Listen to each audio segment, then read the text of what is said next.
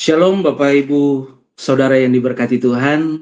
Apa kabar semuanya? Saya berharap semua kita ada dalam keadaan sehat. Meskipun dalam situasi kadang kurang baik, tapi semangat untuk terus mengerjakan kehendak Tuhan harus tetap ada dalam setiap kita.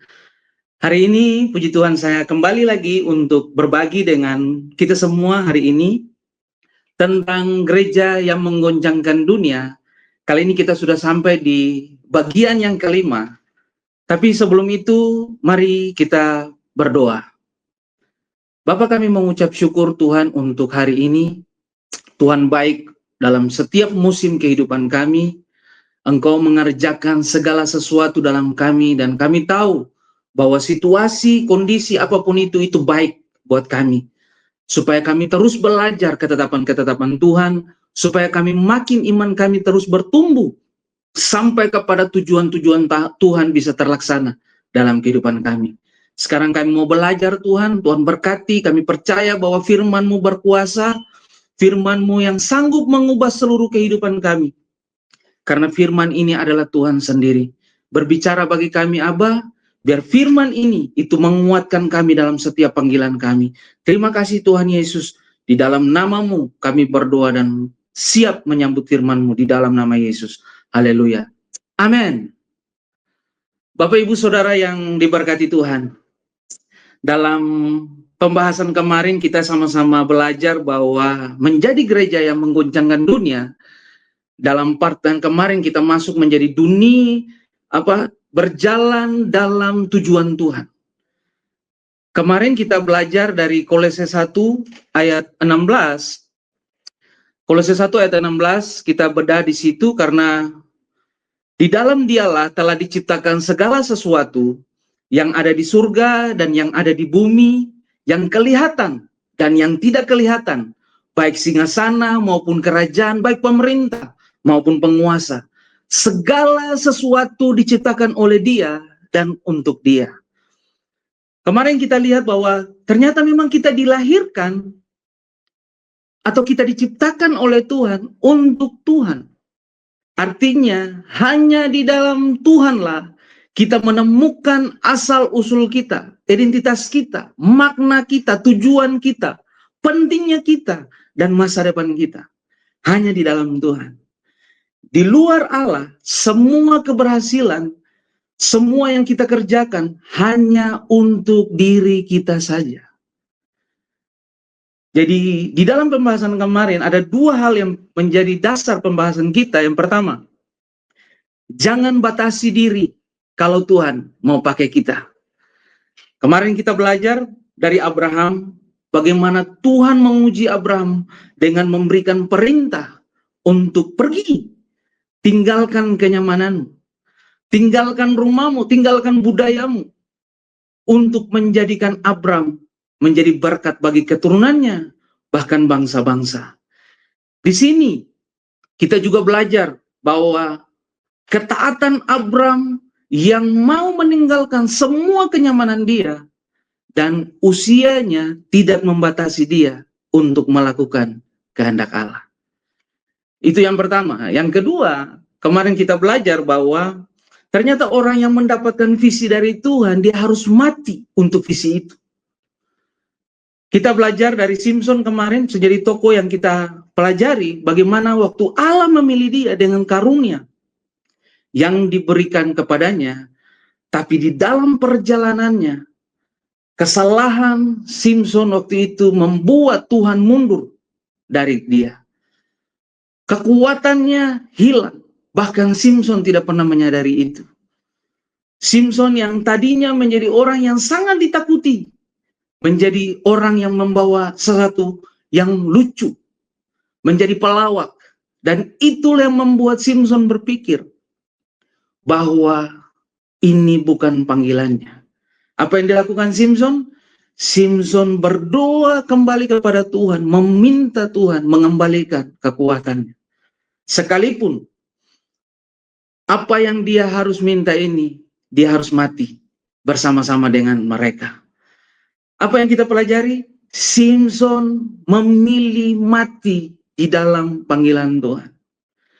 Bapak Ibu Saudara yang diberkati Tuhan, hari ini kita akan masuk di materi yang kelima tentang gereja menguncangkan dunia, yaitu gereja yang menjangkau dunia. Mungkin ada yang kita harus sama-sama berpikir bahwa apa yang dimasukkan dengan gereja yang menjangkau dunia? Apa yang dimaksudkan dengan gereja? Mungkin itu menjadi pertanyaan penting untuk kita. Karena gereja bukan saja satu organisasi, tetapi organisme yang hidup bertumbuh ke arah Kristus. Sekali lagi, gereja bukan saja suatu organisasi, tetapi organisme yang hidup bertumbuh ke arah Kristus. Sebab berbicara tentang membangun gereja, artinya kita sedang membangun masyarakat yang ilahi. Membangun satu budaya, satu kehidupan bermasyarakat yang ilahi. Jadi bukan baik dulu baru kita ke gereja, bukan. Tapi gereja adalah tempat untuk apa? Mengubah apa yang dulunya sampah menjadi berharga. Sekali lagi, gereja itu tempat untuk mengubah sampah menjadi sesuatu yang berharga. Jadi tidak harus kita menjadi gereja yang jijik dengan orang-orang yang berdosa. Tapi justru gereja harus ada untuk menerima semua orang-orang yang hari ini kehilangan arah, orang-orang yang lagi putus asa, orang-orang yang lagi hancur. Itu menjadi tempat untuk Tuhan membuat sesuatu yang sampah itu menjadi yang berharga. Artinya apa? Jangan sampai kita berpikir bahwa yang penting saya sudah selamat. Jangan sampai ada itu di benak kita. Bahwa yang penting saya sudah selamat. Yang lain ogalah, gak penting. Masing-masing cari jalan sendiri-sendiri. Tidak. Tetapi dari keselamatan yang saya terima, apa yang harus saya lakukan supaya orang lain juga bisa diselamatkan? Itu yang harus ada dalam setiap pikiran kita sebagai orang-orang yang hari ini sudah selamat, yaitu berpikir bahwa apa yang harus saya lakukan supaya orang lain juga mendapatkan keselamatan yang sama seperti saya.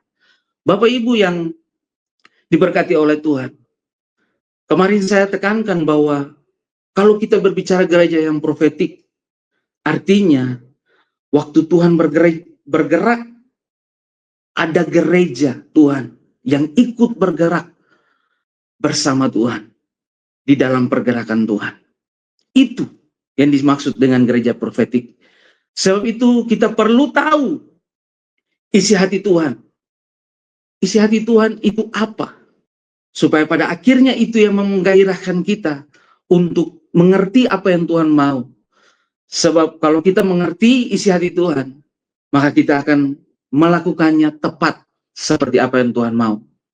Yang pertama itu, manusia dilahirkan dengan misi Allah. Bapak Ibu yang diberkati Tuhan, sejak awal Tuhan tidak mau semua ciptaannya itu binasa. Dari awal, waktu manusia jatuh dalam dosa, Tuhan tidak mau semua ciptaannya itu binasa. Itu sebabnya Dia memanggil hamba-hambanya untuk apa? Menyuarakan isi hatinya bagi semua umat manusia. Dia panggil gembala, dia panggil nabi, orang-orang yang ada sekitar kita, membicarakan isi hati Tuhan. Tujuannya cuma satu. Tuhan tidak mau kita binasa. Nah, ini Lukas 1 ayat 17, saya baca dari terjemahan sederhana Indonesia. Lukas 1 ayat 17, Dia akan menyiapkan umat Allah sebelum kedatangan Tuhan ke dunia ini. Roh Allah akan memberinya kuasa untuk dapat bekerja seperti Nabi Elia. Oleh pelayanannya, para orang tua akan kembali mengasihi anak-anak mereka dan orang-orang tidak taat kepada Tuhan menjadi taat kembali.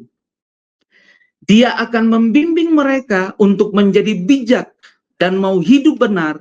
Dengan demikian anakmu itu menyiapkan umat Allah agar mereka siap menyambut kedatangan Tuhan. Sekali lagi saya membacakan dalam Lukas 1 ayat 17 terjemahan sederhana Indonesia, dia berkata begini, dia akan menyiapkan umat Allah sebelum kedatangan Tuhan ke dunia ini. Roh Allah akan memberikannya kuasa untuk dapat bekerja seperti Nabi Elia. Oleh pelayanannya, para orang tua akan kembali mengasihi anak-anak mereka, dan orang-orang yang tidak taat kepada Tuhan menjadi taat kembali. Dia akan membimbing mereka untuk apa? Menjadi bijak dan mau hidup benar. Dengan demikian, anak itu menyiapkan umat Allah agar mereka siap menyambut kedatangan Tuhan. Dan itu adalah kita, orang-orang di akhir zaman ini. Tuhan menyiapkan setiap kita, mendesain setiap kita untuk apa? Menjadi nabi bagi bangsa-bangsa. Karena ada rancangan yang Tuhan taruh di dalam kita, yaitu bagaimana kita hidup dengan misi ilahi. Yeremia 1 ayatnya yang kelima, sebelum aku membentuk engkau dalam rahim ibumu, aku telah mengenal engkau. Dan sebelum engkau keluar dari kandungan, aku telah menguduskan engkau. Aku telah menetapkan engkau menjadi nabi bagi bangsa-bangsa. Jadi pertanyaannya, apakah kita yakin bahwa kita sudah ditetapkan Tuhan? Itu menjadi pertanyaan penting. Karena dengan demikian, kalau kita tahu kita ditetapkan Tuhan, maka kita harus hidup sesuai dengan apa menjadi tujuan Tuhan. Kejadian 12 kemarin itu mempertegas melalui Abraham bahwa di Kejadian 12 kemarin yang kita baca, itu ayat yang mempertegas bahwa Tuhan melihat keseluruhan. Bukan saja bangsa Israel, tapi seluruh bangsa akan menikmati berkat itu. Dan di Kejadian 12 itulah Tuhan mempertegasnya melalui Abraham. Kita baca di Kejadian 12 ayat 2 dan 3, dia bilang begini, aku akan membuat engkau menjadi bangsa yang besar, dan memberkati engkau, serta membuat namamu masyhur, dan engkau akan menjadi berkat. Ayat yang ketiga, aku akan memberkati orang-orang yang memberkati engkau, dan mengutuk orang-orang yang mengutuk engkau. Dan olehmu, semua kaum di muka bumi akan mendapat berkat. Ada dua baris. Yang pertama baris atas, kita lihat bahwa Tuhan memberkati Abraham. Aku memberkati engkau. Dan di baris kedua, baris bawah, supaya engkau menjadi berkat. Berkat itu bukan hal-hal yang jasmani, tapi berkat itu adalah keselamatan bagi bangsa-bangsa. Artinya kitalah yang menjadi agen keselamatan bagi dunia, bagi orang lain. Kita lihat bagaimana Tuhan sangat peduli dengan bangsa-bangsa. Kita lihat bahwa sejak dari Abraham, kita lihat Yusuf, dia menjadi berkat di Mesir. Kita lihat Salomo, dia mendirikan bait Allah. Dia berdoa untuk umat orang di luar Israel. Dia bangun ruangan untuk bangsa-bangsa lain. Di dalam perjanjian baru, kita lihat dalam silsilah Yesus, ada 3 orang perempuan non-Yahudi, dan 3 diantaranya bukan dari suku Yahudi. Siapa? Tamar, Rahab, dan Rut. Mereka dari Kanan dan Moab.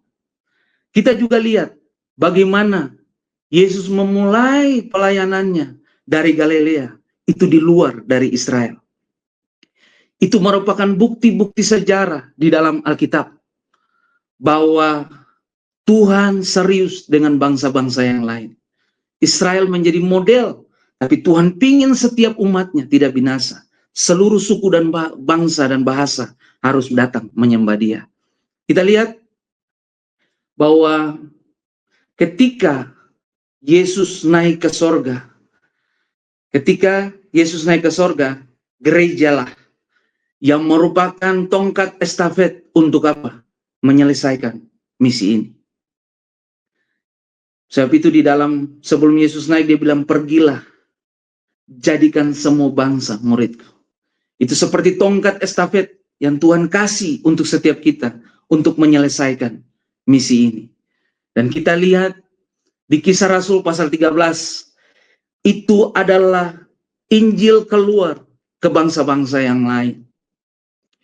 Di Kisah Rasul pasal 13. Dan kita tahu bahwa sejak Kristus dengan ajarannya mempengaruhi murid-muridnya dan murid-muridnya mulai mempengaruhi dunia. Kita lihat dampak dari ajaran Kristus sangat berpengaruh dalam peradaban dunia ini. Saya bisa buktikan buat Bapak Ibu semua bahwa kita lihat kalau Bapak Ibu suka baca, suka mencari segala sesuatu, kita lihat bahwa di masa Romawi dan Yunani zaman dulu itu praktik-praktik pengguguran bayi dan membuang bayi itu menjadi satu hal yang biasa dilakukan. Itu biasa, persembahan kepada nabi-nabi, kepada Allah-Allah lain, itu sering dilakukan. Para orang tua membuang hampir semua bayi yang disabilitas. Mereka yang dianggap disabilitas, lemah, mereka buang tanpa ada rasa bersalah. Atau jika mereka miskin, mereka pasti akan membuang anak mereka. Dan kita lihat di masa itu, peran gereja berdiri di baris depan untuk melawan aborsi. Melawan salah satu budaya yang terbangun berabad-abad. Dan peran gereja dengan ajaran Kristus itulah yang membuat betapa berharganya anak, betapa berharganya manusia. Bahkan banyak yang kita lihat setelah Kaisar Konstantinus dan Justinian itu berkuasa, kita lihat bahwa banyak reformasi yang disahkan. Apa yang dipengaruhi oleh apa? Ajaran-ajaran Kristen. Olahraga kejam dan tak bermoral itu dibatasi. Ada legal baru dibuat untuk melindungi para budak, para tahanan, orang-orang disabilitas, wanita-wanita yang dibuang, anak-anak diberikan hak yang pantas, yang sah, penting. Membiarkan apa? Tidak membiarkan pembuangan, penelantaran anak itu semuanya dihapus. Kaum wanita diangkat dari statusnya yang rendah ke status yang diberi perlindungan hukum. Kita lihat rumah-rumah sakit dan rumah-rumah piatu diciptakan untuk apa? Mengurus anak-anak yang terlantar. Permusuhan-permusuhan pribadi, perang-perang pribadi mulai dikendalikan. Dan yang terakhir, mereka yang menjadi budak dengan cara membakar sebagai tanda kepemilikan itu dihentikan. Bapak Ibu, kita lihat bahwa pengaruh ajaran Kristus ini begitu berdampak bagi peradaban dunia. Ada Bapak misi modern, William Carey. Dia seorang tukang sepatu. Apa yang dia kerjakan di India? Carey berhasil mendirikan berbagai gereja dan sekolah di India. Dia menerjemahkan Alkitab ke dalam berbagai bahasa, membuat pusat kesehatan dan mendirikan seminari. Lalu dengan apa yang dia buat itu menjadi sumber inspirasi bagi banyak orang untuk mengikuti jejaknya dalam bidang misionaris. Kita lihat bagaimana seorang yang tukang sepatu ini dengan keahliannya di bidang yang praktis, dia juga memakai demi pembangunan di negeri di India. Ia mendirikan persekutuan ilmu perkebunan dengan tujuan meningkatkan metode-metode pertanian, termasuk mengimpor pohon dan buah-buahan dari Inggris. Perubahan terjadi kalau mereka mengetahui apa yang menjadi tujuan Tuhan. Sophia Rutter dan Anna Jacobsen, misionaris dari asal Norwegia, menemukan pembunuhan bayi perempuan di Cina merupakan hal yang biasa di penghujung abad 19. Apa yang mereka lakukan di Cina? Setiap hari mereka akan pergi memeriksa tempat-tempat yang sunyi. Untuk apa? menyelamatkan anak-anak perempuan Cina dari kematian, dan memelihara mereka, serta membesarkan anak-anak ini menjadi murid di dalam Kristus. Bapak Ibu lihat, itu juga terjadi, bukan saja anak-anak, bukan saja perempuan, tapi para lansia. Orang-orang sering bilang bangsa Cina dan bangsa Jepang sangat menghormati para orang tua. Tetapi ingat, itu setelah kekristenan masuk, mereka mulai membangun wisma untuk para lansia. Mereka mulai memperhatikan, memperlakukan orang-orang dengan lansia secara terhormat. Betapa pengaruh ajaran Kristus mempengaruhi sejarah dunia, bukan? Saya juga teringat salah satu tokoh yang saya kagumi sekali, namanya William Wilberforce, dalam memperjuangkan pembebasan perbudakan di Afrika dan Inggris. Wilberforce itu, dia menghabiskan 45 tahun untuk bersuara dan memperjuangkan pembebasan perbudakan. Tapi dalam perjuangan itu, dia selalu menjadi satu bahan cemoohan. Sesuatu yang dianggap sesuatu yang lucu, berbeda dari semua yang dia sedang kerjakan.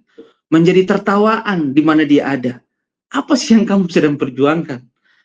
Tapi di dalam masa itu 45 tahun, sampai dia sedang sekarat di tahun 1833, kabar baik itu datang bahwa perjuangannya dan teman-temannya membuahkan hasil. Parlemen Inggris membebaskan 7.000 budak, 700.000 budak dengan harga 2 juta pound sterling. Artinya bahwa apa yang kita perjuangkan hari ini tidak akan sia-sia. Prosesnya tetap ada dalam melakukan apa yang menjadi tujuan Tuhan. Kita mungkin seringkali menjadi tertawaan. Kita mungkin seringkali berhadapan dengan orang-orang di sekitar kita yang menganggap remeh apa yang kita kerjakan. Mulai mempertanyakan apa yang kita sedang lakukan. Tapi ingat bahwa setiap dia menghadapi itu, dia terus meyakinkan dirinya bahwa ini untuk Tuhan. Dia harus melakukannya karena Kristus.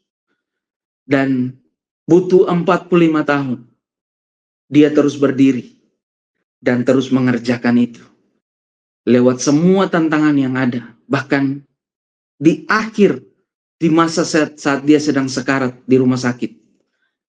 1833, perjuangan mereka akhirnya membuahkan hasil. Parlemen Inggris membebaskan 700.000 budak dengan harga 20 juta pound sterling. Bapak Ibu, kalau kita baru pelayanan, ditegur sedikit, kita sudah mulai malas ke gereja, malas melakukan apa. Berarti kita perlu kembali mempertajamkan, perlu kembali mempertanyakan apa yang Tuhan mau lewat kita. Jangan-jangan kita cuma ikut-ikutan dalam mengerjakan panggilan ini. Saya pastikan itu sebelum melakukan.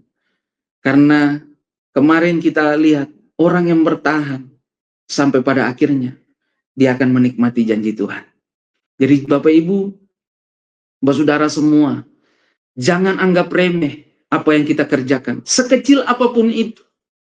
Sekecil apapun itu. Jangan anggap remeh apa yang kita kerjakan. Mulai dari hal-hal kecil yang bisa kita lakukan untuk orang-orang di sekitar kita. Mungkin itu keluarga kita, mungkin itu untuk sahabat kita, mungkin itu untuk lingkungan di sekitar kita, mungkin itu tempat pekerjaan kita,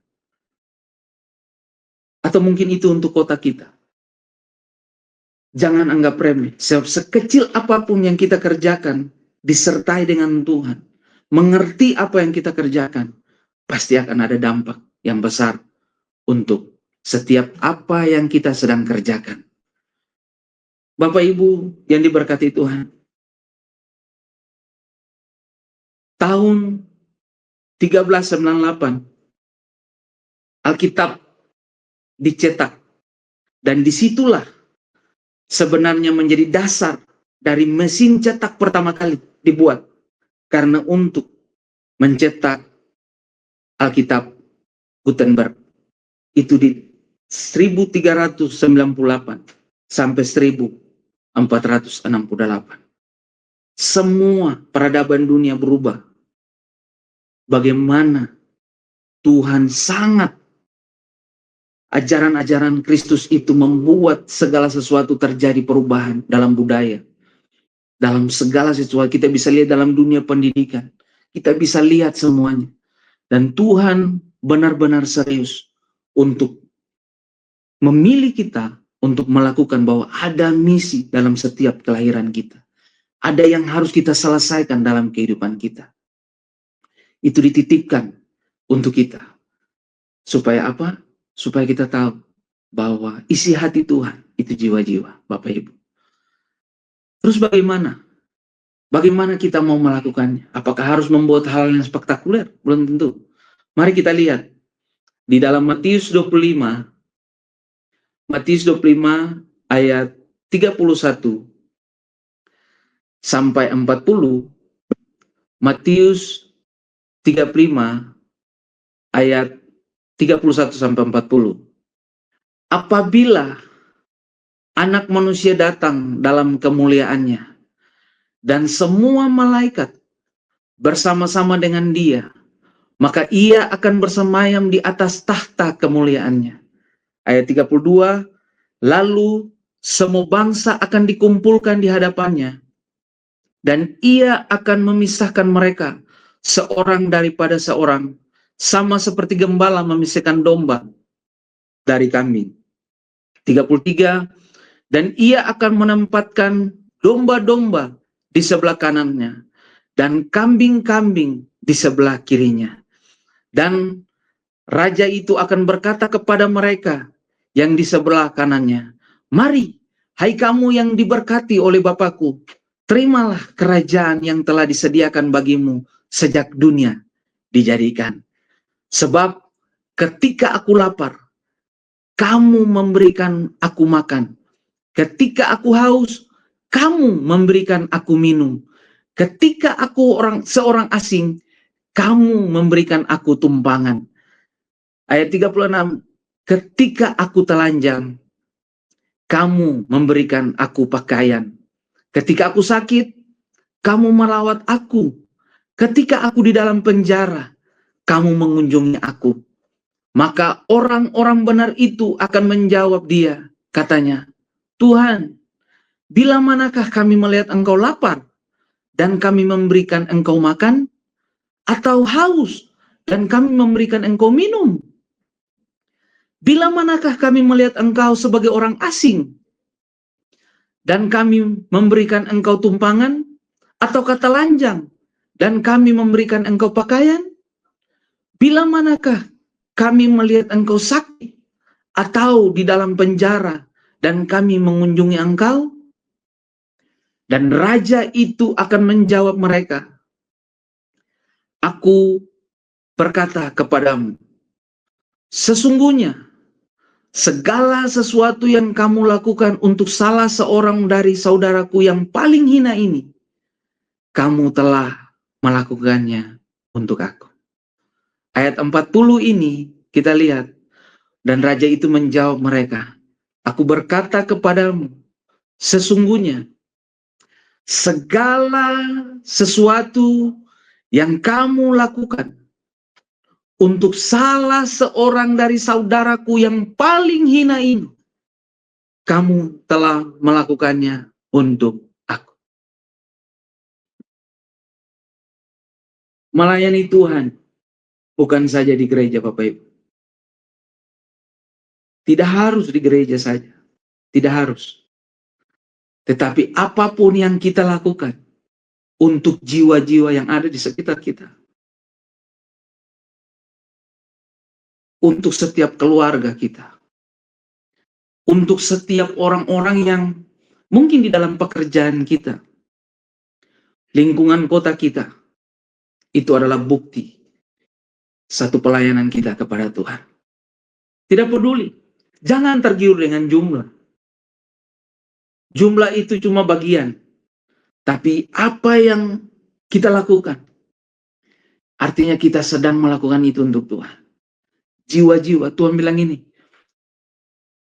sesungguhnya segala sesuatu yang kamu lakukan untuk salah seorang dari saudaraku yang paling hina ini, kamu telah melakukannya untuk aku. Serius. Bagi Tuhan satu jiwa sangat berharga. Bagi Tuhan satu jiwa satu bangsa. Sebab itu surga tidak bersuka cita karena hartamu miliaran di bank. Mungkin karena kamu temukan emas 200 ton begitu, lalu surga kaget. Tidak. Surga bersuka cita kalau satu orang yang tersesat, satu orang berbalik dari jalan-jalan yang salah kepada tujuan-tujuan Tuhan. Surga sangat bersuka cita. Itu sebabnya Allah serius dengan misi ini. Allah serius pilih saudara untuk menjadi estafet, melakukan kehendaknya, melakukan apa yang menjadi mimpinya, agar setiap orang tidak binasa lewat kehidupan saudara. Karena itu, Bapak Ibu, apa yang kita terima dari Tuhan, mungkin dalam panggilan, dalam kesendirian kita berdoa, kemarin kita belajar bagaimana kita harus menemukan tujuan itu. Sebab tanpa tujuan kita cuma hidup tanpa arah. Kita tidak bisa, kita cuma bekerja untuk diri kita sendiri. Tapi kalau kita tahu tujuan Tuhan, lewat potensi, lewat karunia, lewat apa saja yang Tuhan taruh, mungkin itu pengetahuan. Pakai itu memberkati bangsa-bangsa, memberkati banyak orang dengan pengetahuan. Saya selalu berkelakar dengan teman-teman. Saya selalu bilang, mungkin kamu cuma tahu bahasa Inggris 1-10. Bagi kamu itu sesuatu yang biasa.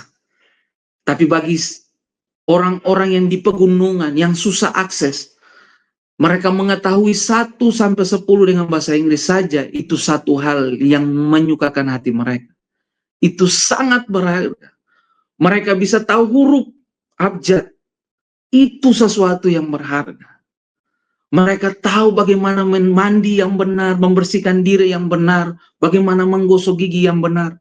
Itu menjadi sesuatu yang berharga dalam kehidupan mereka. Sebab itu, mari, ini waktu untuk kita merenungkan, merefleksikan diri kita untuk kembali. Apakah benar kita ini bagian dari misi Allah, ataukah cuma kita ikut-ikutan? Sebab itu yang penting. Tahu tujuan Tuhan dalam kehidupan kita. Lakukan itu. Tidak perlu mulai dari hal besar. Mulai dari hal kecil yang ada di sekitar kita. Mulai dari kekuatan, karunia yang Tuhan taruh di dalam kita. Tujuannya apa? Tujuannya supaya setiap orang, siapa tahu, waktu melihat kita, mendengar cerita Tuhan, mereka mengucap syukur, mereka memberikan diri mereka untuk percaya kepada Kristus.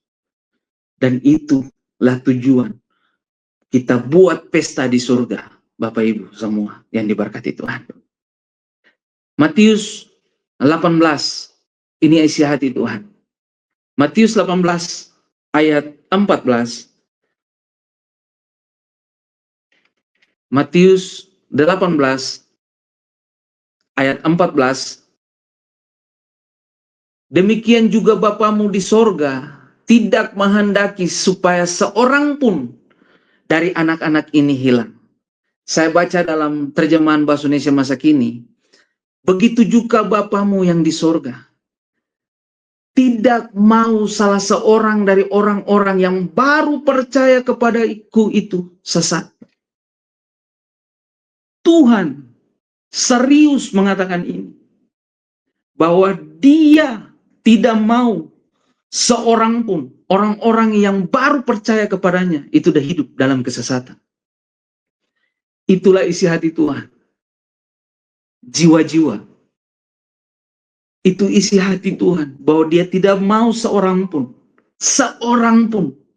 itu binasa. Seorang pun hilang. Kalau di tema sekarang, dalam bahasa inklusif itu dipakai. No one left behind. Tidak ada satupun orang yang tertinggal. Tidak ada satu orang pun tertinggal. Kita maknai itu dari ayat ini, bahwa itu isi hati Tuhan.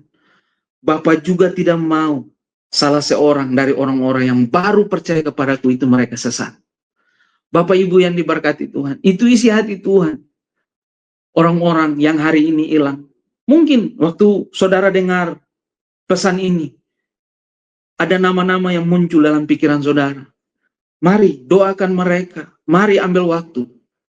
Kasih waktu untuk mereka, ketemu dengan mereka. Karena ada pesan Tuhan lewat hidup kita untuk mereka. Dan kita tahu, bukan soal kemampuan.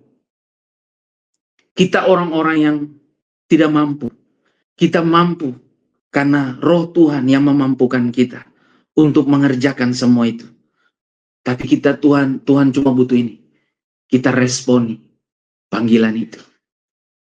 Tuhan hanya mau respon kita. Tuhan bisa pakai siapa saja. Tuhan bisa pakai apa saja. Tapi kalau kita yang dipilih, itu kehormatan. Kalau saudara dipilih untuk melakukan kehendak Tuhan, itu kehormatan. Karena melakukan kehendak Allah, itu bukan soal nanti kita masuk surga atau masuk neraka. Bukan Bapak Ibu. Melakukan kehendak Allah bukan persoalan kita masuk surga atau neraka. Tapi kalau kita tidak meresponi panggilan itu, berarti kitalah orang-orang yang kehilangan momentum untuk apa? Tuhan berkarya lewat hidup kita. Kitalah yang rugi. Kalau kita tidak meresponi panggilan Tuhan di dalam kita, maka kita menjadi orang-orang yang kehilangan momentum untuk Tuhan berkarya lewat hidup kita. Matius 9 ayat 35 sampai 38. Ayat ini menjadi penting dalam hidup saya.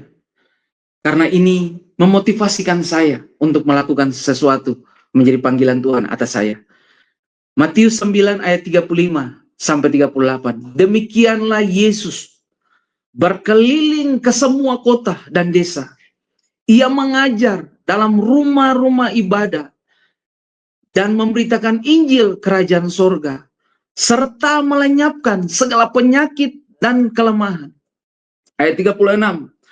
Melihat orang banyak itu, tergeraklah hati Yesus oleh belas kasihan kepada mereka, karena mereka lelah dan terlantar seperti domba yang tidak bergembala.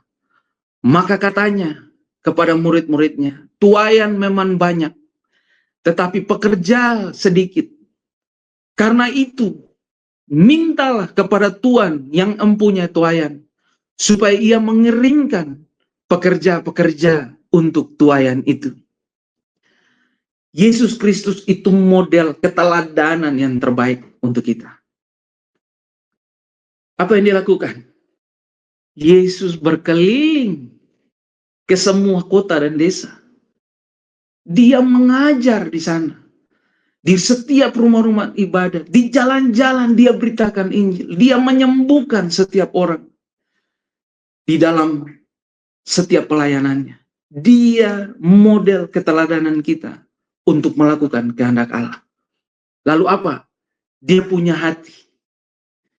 Melihat orang banyak itu, tergeraklah hati Yesus oleh belas kasihan.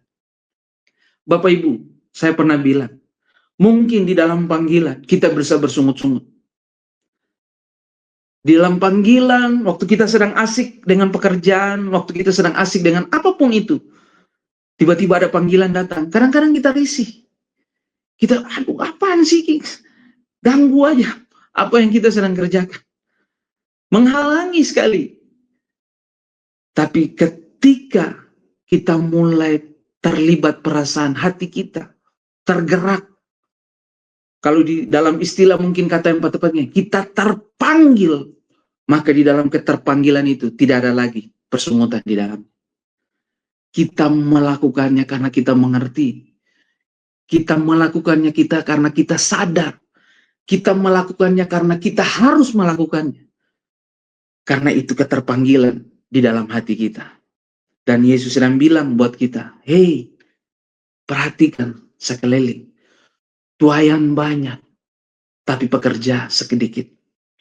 Sebab itu, mintalah kepada Tuhan yang punya pekerja, maka dia akan mengirimkannya pekerja-pekerja untuk tuayan itu.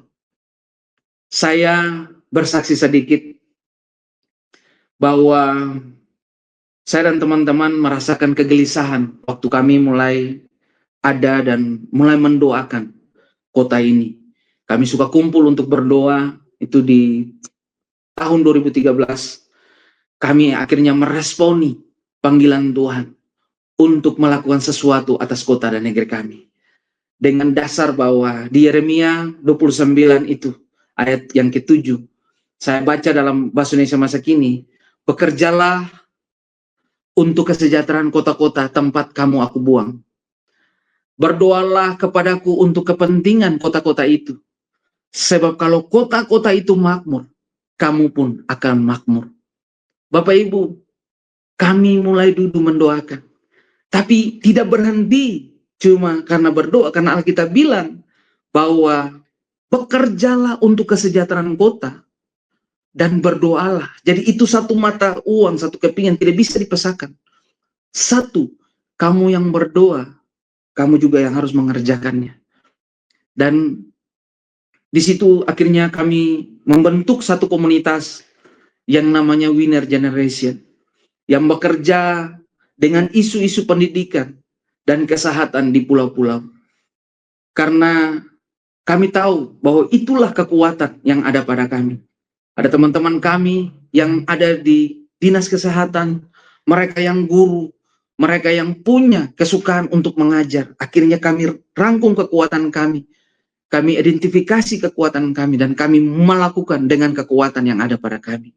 Kami mulai ke pulau-pulau yang ada di sekitar kami di Maluku. Ingat, Maluku memiliki 97% lautan.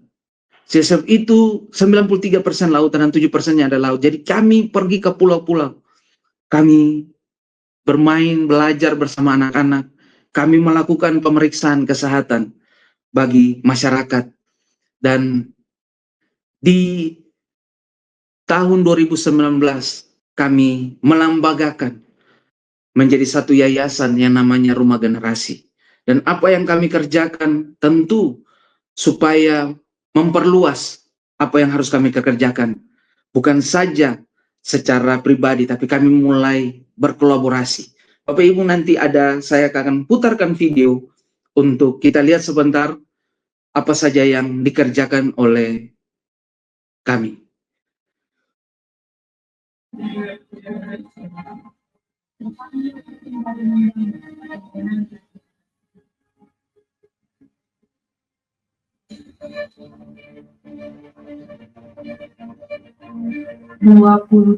Maret 2019, Winner Generation mendaftarkan diri dari komunitas menjadi yayasan di Kota Ambon yang bernama Rumah Generasi, dengan visi rumah bersama untuk membangun manusia bermartabat.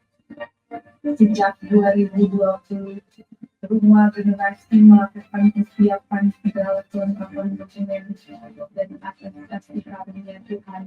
Pada tanggal 21 April 2021, Yayasan Rumah Generasi mengikuti rekrutmen salah satu program yang bergerak dengan isu hak kesehatan seksual reproduksi bagi anak remaja dan Rumah Generasi akan mengerjakan program ini sampai tahun 2020 nanti. Ini membuktikan bahwa kasih karunia Tuhan yang mengerjakan semua yang tidak, meskipun saat melewati pandemi. Dan Rumah Generasi mengerjakan apa yang telah dilakukan sejak tahun 2021. Dan muslim yang baru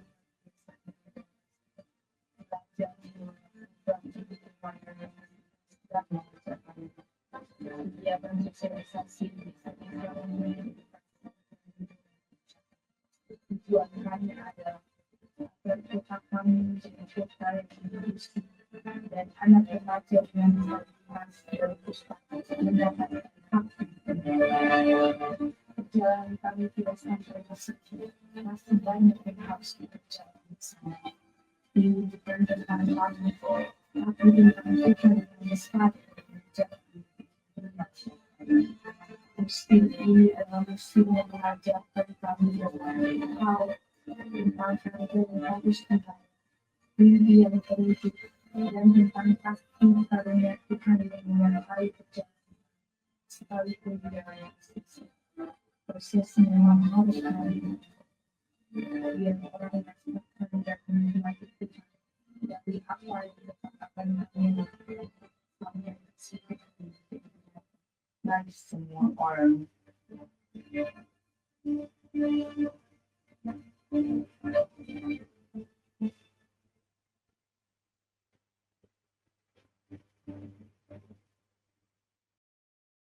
Berkati Tuhan, itu tadi video yang kita bisa lihat apa yang kami kerjakan. Apa yang kita kerjakan itu cuma karena kita mau meresponi suara Tuhan yang datang buat kami. Hari ini Rumah Generasi bekerja dengan masyarakat rentan di Kota Ambon. Para lansia, perempuan, anak, perempuan korban kekerasan, disabilitas, dan orang yang pernah mengalami kusta di Kota Ambon. Kami membantu tersedianya layanan yang disediakan oleh pemerintah bagi kelompok-kelompok rentan tadi. Membuka akses layanan bagi kelompok rentan, berkolaborasi dengan pemerintah untuk mendorong penyediaan layanan dan anggaran bagi kelompok-kelompok rentan di Kota Ambon. Apapun yang kami kerjakan, itu cuma untuk setiap orang bisa menikmati Tuhan. Karena sekali lagi, Tuhan tidak kelihatan.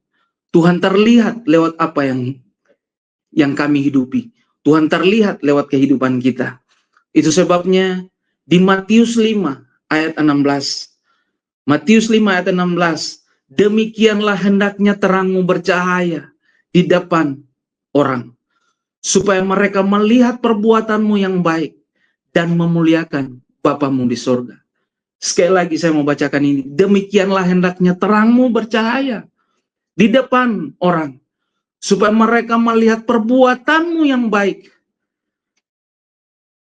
dan memuliakan Bapamu di surga. Fakta, orang misi di dunia ini, mereka banyak yang mati, dibunuh hanya karena Injil Kristus. Bagaimana dengan kita? Jangan sampai Injil itu mati di tangan kita. Tapi pakai itu untuk setiap orang bisa melihat Kristus di dalam kita. Jangan sampai Injil itu mati di tangan kita. Itu menjadi poin penting. Injil sampai di tangan kita itu banyak orang yang mati, banyak nyawa yang hilang, banyak darah yang tercurahkan. Jangan sampai Injil itu mati di tangan kita. Mari kita berdoa. Bapa, hamba selesai. Hamba terbatas dengan kata-kata.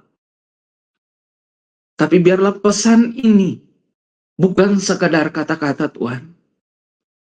Biarlah suaramu menggetarkan setiap jiwa hari ini yang mendengarnya. Ku berdoa Tuhan, biar selubung itu diangkat, supaya mereka melihat jalan-jalan-Mu Tuhan. Mereka melihat dengan jelas apa yang mereka tidak lagi tebak-tebakan dengan Tuhan.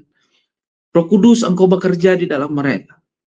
Suaramu lebih besar dari suara apapun dalam pendengaran mereka. Dalam situasi yang mereka hadapi, Tuhan Engkau tolong mereka. Buat mereka mengerti isi hati-Mu Tuhan. Buat mereka bercahaya di hadapan banyak orang, supaya nama-Mu tetap disebut atas setiap apa yang mereka lakukan. Waktu mereka menumpangkan tangan pada orang sakit sembuh. Waktu mereka berkata-kata Tuhan, gairah itu, kekuatan itu mengalir dalam bibir mulut mereka. Firman Tuhan itu ada dalam setiap bibir mulut mereka Tuhan. Gairah itu tetap ada dalam kehidupan mereka. Berdoa saat ini. Apapun yang sedang mereka kerjakan, Tuhan berkati mereka. Apapun yang sedang dilakukan, apapun sedang digumuli, Tuhan berkati mereka.